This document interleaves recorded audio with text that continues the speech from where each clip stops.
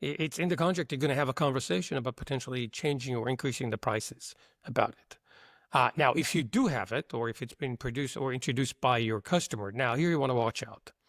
Because there the play is that the procurement folks on the other side are trying to put a cap on how much you can raise your prices in future years and for any additional things that they will buy from you. So you get like, oh, no more than 3% annually and things as such of that nature. And especially right now, like here we are, it's April 11th, 2025. We are in this like economic turmoil that's going on all over the world right now.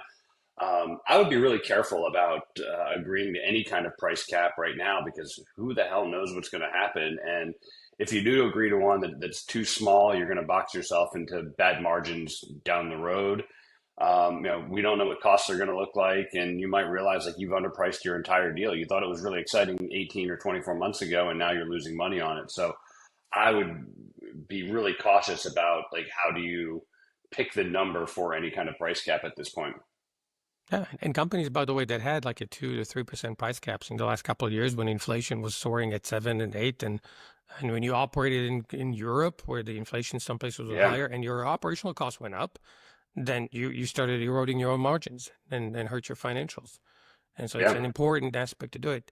Um, a few tips to when you set these things up. So if you have to, if they're pushing towards it and you're trying to kind of limit that exposure, try to connect it to things that would help either you to stay with whatever happens in the economy, things like a CPI index uh, um, or some kind of a number that fits well within kind of your margin calculations.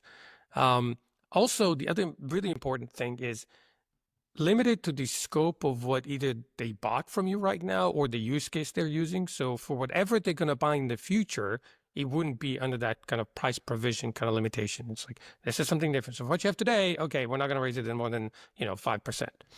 But if you're Yeah, buying something new, then it's not that pricing. So don't get falling into the trap of this price cap of what they bought versus price guarantee of everything else they're going to buy. Again, which is a trap they put there for you.